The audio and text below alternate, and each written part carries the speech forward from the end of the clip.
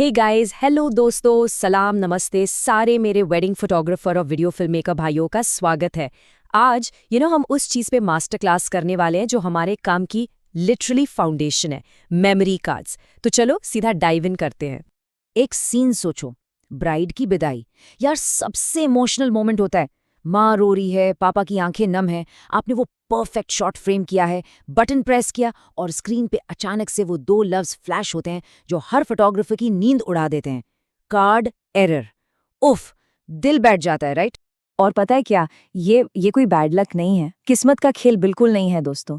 ये अक्सर एक प्रिडिक्टेबल फेलियर होता है, एक टेक्निकल मिसमैच। सोचो आपके पास एक फॉर्मूला 1 रेस कार जैसा कैमरा है और आप उसमें साइकिल के टायर लगा रहे हो। वही होता है जब आपका कार्ड कैमरा की स्पीड को हैंडल ही नहीं कर पाता। तो चलो सबसे पहले इस डेटा हाईवे यानी स्पीड की बात करते हैं। रिलायबिलिटी के बाद यही सबसे इम्पोर्टेंट फैक्टर है, क्योंकि यार आज के जो कैमराज हैं ना, उनसे रॉ फाइल्स आग की तरह बरसती हैं, लिटरली। ओके, अब इसको आसान भाषा में समझते हैं।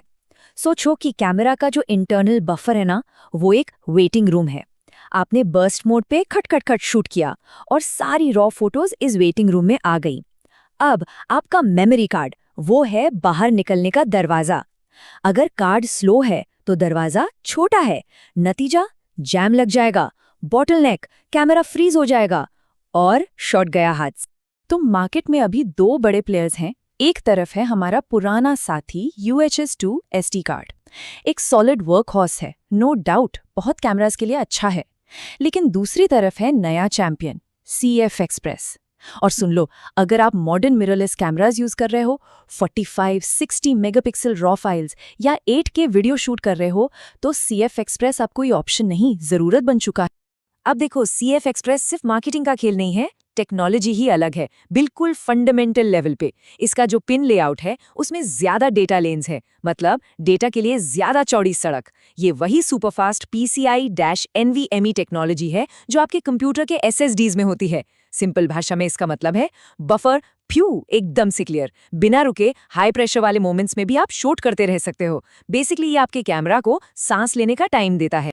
ओके, फोटोज की बात हो गई, अब आते हैं वीडियो पे।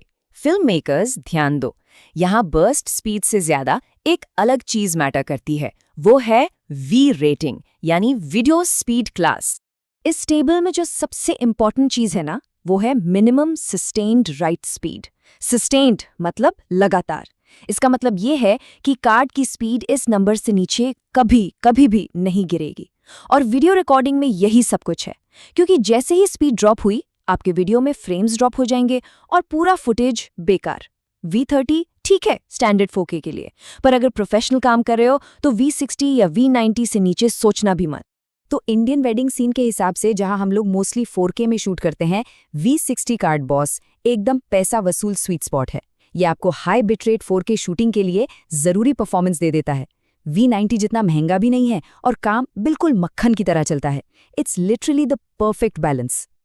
चलो अब आते हैं उस गोल्डन रूल पर जिसे तोड़ना मतलब सीधा अपने करियर के साथ जुआ खेलना है। The dual slot golden rule. ये लाइन दोस्तों अपने दिमाग में प्रिंट कर लो। एक कार्ड पर शूट करना एक गैम्बल है, एक जुआ। हो सकता है 100 बार बच जाओ, लेकिन जिस एक दिन फंस गए ना, सब खत्म। 2 कार्ड यूज करना वो करियर बनाता है, वो प्रोफेशनलिज्म है, वो आपकी इंश्योरेंस पॉलिसी है। 2 अलग अलग रियलिटी इमेजिन करो। पहली, द सिंगल स्लॉट नाइटमेयर। आप शूट कर रहे हो, कार्ड करप्ट, क्लाइंट की शादी की मेमोरीज पुफ हमेशा के लिए गायब, आपका नाम, आपकी रेप्यूटेशन सब मिट्टी में।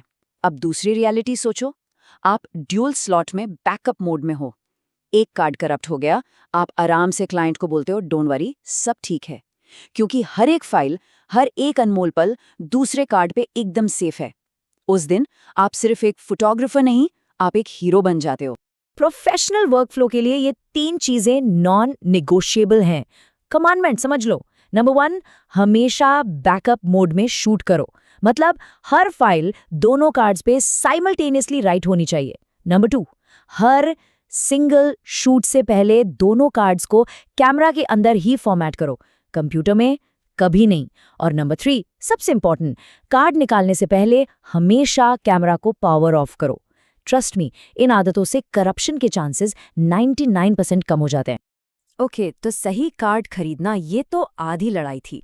अब आती है उनकी देखभाल। ये भी उतना ही जरूरी है।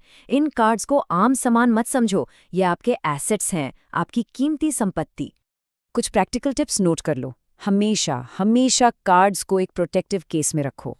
अपने बैग में खास करके मॉनसून में सिलिका जेल के छोटे पाउचेस जरूर रखो, नमी से बचाने के लिए। और एक चीज़ भूल कर भी मत करना, कॉन्टैक्ट्स को साफ करने के लिए कभी पेंसिल इरेजर वाला जुगाड़ मत लगाना, बिल्कुल नहीं। और हाँ, कैमरा में एक फोटो डिलीट मत करो, शूट के बाद आराम से पूरा कार्ड फॉर्मेट करो। आप सोच रहे होगे इरेजर में क्या प्रॉब्लम है ना? इसके पीछे साइंस है बॉस। जब आप इरेजर रगड़ते हो ना, तो एक छोटा सा इनविजिबल सा स्पार्क पैदा होता है। इसे कहते हैं इलेक्ट्रोस्टैटिक डिस्चार्ज, ESD। और ये नन्हा सा स्पार्क, ये इनविजिबल किलर, आपके कार्ड के अंदर के डेलिकेट माइक्रोचिप्स को साइलेंटली डैमेज या पूरी तरह से डिस्ट्रॉय कर सकता है, पता भी नहीं चलेगा। एक बात समझ लो, मेमोरी कार्ड्स की भी एक एक्सपायरी डेट होती है। ये कंज्यूमेबल्स हैं, तो एक प्रोफेशनल प्रैक्टिस बना लो इनको रिटायर करने की। प्लान सिंपल है। ईयर 1 नया कार्ड प्राइमरी कैमरा में सबसे इंपॉर्टेंट शूट्स के लिए। ईयर 2 उसको बैकअप कार्ड बना दो या सेकेंडरी कैमरा में डाल दो। ईयर 3 बस अब वो सिर्फ पर्सनल यूज के लिए है। याद रखो, कार्ड सस्ते हैं, क्लाइंट की मेमोरीज अनमोल हैं। तो इस पूरी बात का कंक्लूजन क्या है? हमारे सबसे वैल्यूएबल एसेट क्या है? एक बात हमेशा याद रखना, आपका कैमरा, आपका लेंस, ये सब रिप्लेसेबल है। कैमरा टूटा, नया आ जाएगा। लेंस खराब हुआ, दूसरा मिल जाएगा। लेकिन क्लाइंट की शादी की यादें वो दोबारा नहीं बन सकती, वो अनमोल हैं, उनका कोई रिप्लेसमेंट नहीं है। और इसलिए आपकी डेटा सेफ्टी आपकी रेप्यूटेशन की तिजोरी है। वो सेफ, वो वॉल्ट जिसके अंदर आपकी इज्जत, आपका नाम और आपका फ्यूचर सब लॉक है। तो अब मेरा आखिरी सवाल सिर्फ एक है, जब आप अपनी अगली वेडिंग शूट करके घर लौटेंगे, तो क्या आपकी वो तिजोरी, आपकी रेप्यूटेशन महफूज होगी? इसके बारे में जरूर सोचना।